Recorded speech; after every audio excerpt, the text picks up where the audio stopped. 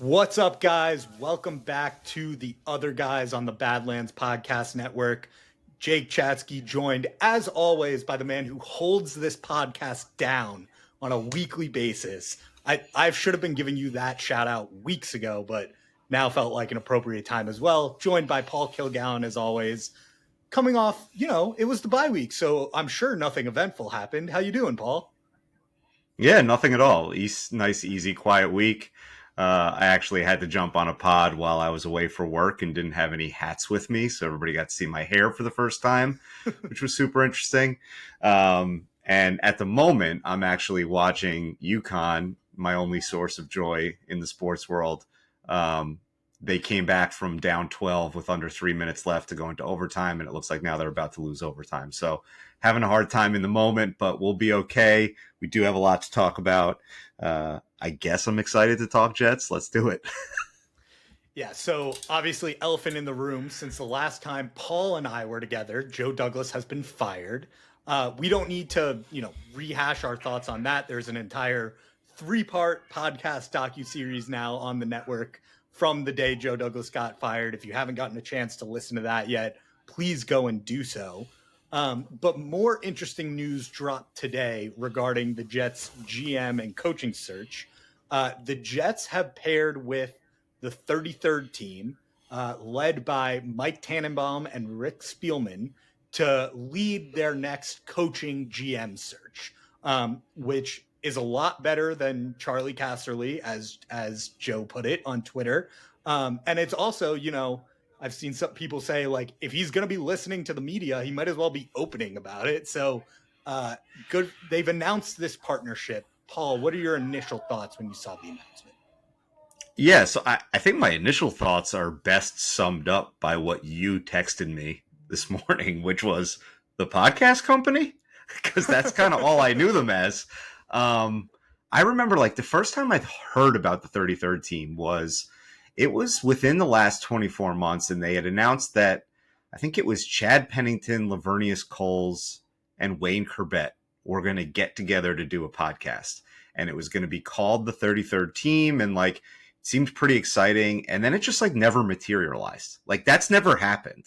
Right. So, and I hadn't really heard much about them since then. And so this gets announced today, and we're being told that it's, Rick Spielman and Mike Tannenbaum together. And so first thing I do is I go to the website, 33rd team. Like I want to see what they're all about. Cause like I said, as far as I knew, they were a podcast company. And if you go to the 33rd team's website, there's a press release from today that they put out announcing that they are now a professional services firm that is specializing in a few areas. One is NCAA advisory, one is executive search, one is negotiation. Jake, the press release is from today. So it's hard as a Jet fan who has lived through everything we've lived through for me to sit here and not think that Woody called up Mike Tannenbaum and said, hey, I need some help. And Mike Tannenbaum said, oh, I wonder if this is something that we could do for professional services for other teams too. And they rushed and put this press release out to say, this is who the 33rd team is now. This is what we help with. So it all seems a little weird and thrown together. If you look through their website and you look at some of the people that they have on their roster, they have 4 different buckets of contributors that they call in their roster. One is coaches, one is front office, one is players, and the 4th is just called contributors. It's like fantasy writers and different things like that. People who are just kind of around the football business. If you look in the coaches section, it's mostly failed coaches. It's Chuck Pagano, Jay Gruden, Mike Martz, Dave Wannstedt. The front office section is Mike Tannenbaum, another guy, Joe Banner, and then 2 pretty well-known NFL executives, Jeff Diamond and Rick Spielman, who have had some good success in the past. The players, Amon-Ra St. Brown is the only current player, and then it's Rondé Barber, Rich Gannon. Equinemius St. Brown is actually also a current player, and Ross Tucker. So it's kind of this like weird hodgepodge of people. I also saw Andrew Whitworth kind of talking crap about the 33rd team on Twitter today, which to me kind of made me like the 33rd team more because I'm not a huge Whitworth guy. I don't like that he wears a hoodie under his jacket every week on Thursday Night Football. I just don't get it. So I don't know, man. Here's how I'll package all that together is that I think it's crazy to sit here as a Jets fan and have either a strong positive reaction or a strong negative reaction to this. Because the fact is that they have tried everything and nothing has worked. So at this point, to sit here and say, like, this is not a good method or this is a very good method, the truth is we have no idea. We're lost in the woods. We have no idea what's good. We have no idea what's not good. I think we can all reasonably say that this is better than Charlie Casserly. And to have Rick Spielman at least in the conversation, I think, Will was saying they helped out in Washington last year, and that seems to be in a good spot. So, like, I guess at the end of the day, like, we'll see, right? Like, we could talk all day till we're blue in the face about whether or not this is a good plan or not. But the reality is we'll see. We'll see where this goes, and we'll see if it leads to something productive. I guess I'm okay with the fact that they're trying something weird and outside the box with like a modern data driven NFL organization, right? Like 33rd Team's website is all about like data insights and different things like that. So like, sure, man, let's try it. I don't know what else to do at this point. And I think it's crazy, like I said, to have a strong negative or positive reaction to this because it's just we're lost, dude. We have nothing. What do you think? Yeah, I mean, part of the conversation has to be like, what was the alternative? Was the alternative that Woody and Chris and Brick Johnson were going to just do this themselves? Because I don't think anyone necessarily wanted that. They certainly didn't want to turn to old heads. And so I think your inkling about Woody calling up Mike Tannenbaum, being like, "You got to help me out," might have some truth to it. What I know about the 33rd team is I have a coworker who went to go work for them, and he's a huge Dolphins fan. So I just hope he doesn't have any input in this whatsoever. But yeah, I mean, we will. It's a move that we will see how it plays out as the candidates are unfolding. And but you can't knock the process because we would have killed them for doing the exact same thing that they've always done. So at least they're trying to do something different because nothing they've done previously has worked. Um, Yeah. and with the Tannenbaum tie-in, there's been a lot of we've talked about coaching candidates a couple of times on this pod. We'll do a deeper dive into coaching later, but with GM being top of mind, there's been a lot of lists of like potential GM candidates and people who have ties to Tanny that could be in the organization. And so I've just been like reading a bunch of those articles. And there's a lot of overlapping names. And of them, three really stood out to me that I wanted to give, some shine and endorsement to. Um, First one being, and I'm gonna fucking butcher these names, so if I mess it up, I apologize. Please come to the Jets anyway.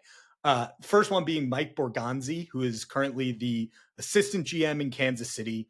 I think not only, obviously Kansas City has been the pinnacle of success in the league for, last 5 years to, the entire Mahomes era, basically. And they get a lot of credit for nailing that pick, which obviously went to their current GM, Brett Veach, who was like banging the table for him. But we've also seen Kansas City as a place where like GMs can leave and still have some success. We've seen it with Poles has like built a real, the Bears aren't off to a hot start and they've neglected the offensive line, but I think a lot of the moves that he's done early on in his tenure, whether it was trading for Montez Sweat, obviously the draft trade with Carolina has been the biggest one. But we've seen GMs leave that organization and maintain success and maintain things they've lost. So seeing his name on a list, I don't think that's a bad tree to pluck from. Ray Agnew, who is the assistant GM, I believe, with the Lions. Like, first off, Aaron Glenn has been, floated out there as a potential head coaching candidate with the Jets. I think pairing him with someone he has familiarity with would be a good way to go about this. I also just, Connor has been preaching this on podcasts this week that the Jets need an identity. And if there's one thing Detroit has, it's an identity. And so poaching someone from that organization where that's the way they know how to build, I think could be a good avenue for the team to go down. And the last name I want to throw out is someone who I don't necessarily think would leave, but if he does, he could just want the actual GM title, and he's currently in a place where he would never get it. And that's Will McClay, who's the vice president of player personnel in Dallas. The reason I love this one so much is if there's anyone who can handle working with a meddling owner, which based on all the leaks and all the reports and everything that's coming out has been Joe Douglas's downfall. If there's anyone who can handle a meddling owner, it's someone who's been working with Jerry Jones for as long as he has. And so those names stuck out to me. There was some talk on these lists about promoting someone who is internal. Get me away from that. Clear the stench entirely away from this organization.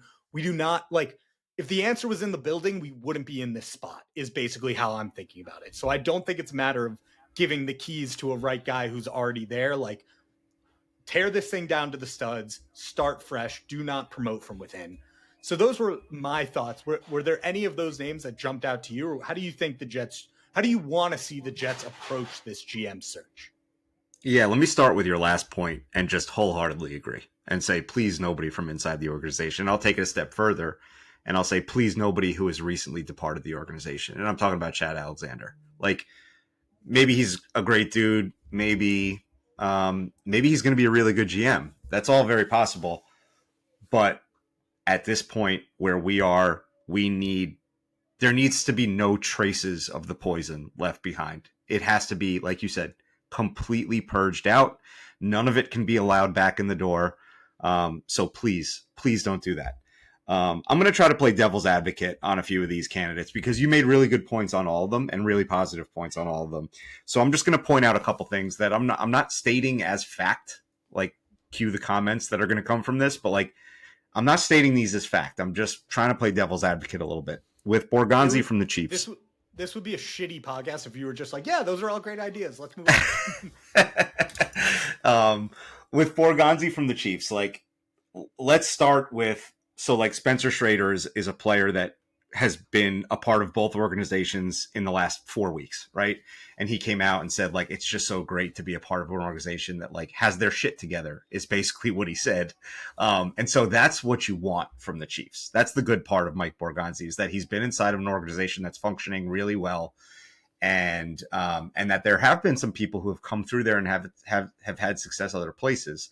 I think Pioli was there kind of more at the tail end of his career, so that's not a great example, but that's an organization that gets good NFL people in and out the door on a regular basis and kind of does things the right way. Now, that all being said, they have a unicorn head coach and they have a unicorn quarterback, right? And like, does it all work without those two things? Because they really have not been great about putting their wide receiver core together. They've made it work with some guys. They got rid of Tyreek Hill. You could say maybe that was a good move because they were able to not pay that contract and they've been able to win a Super Bowl since then. But that receiving core has been a hodgepodge of pieces coming in and out of there since then. I would say they've drafted pretty well. They've done a really good job of keeping the offensive line playing at an above average level despite losing people. Whether it be by free agent acquisition, late draft acquisition, like they do a good job in general. They've also become a pretty defensive heavy team. So I think he has done a good job overall. Just the devil's advocate thing that scares me is, what if Mahomes and Reed aren't there? And is it really that they're doing a great job, or is it that they take so much pressure off of everybody else that you're able to hide some flaws? And we're really dealing with like kind of a mediocre roster build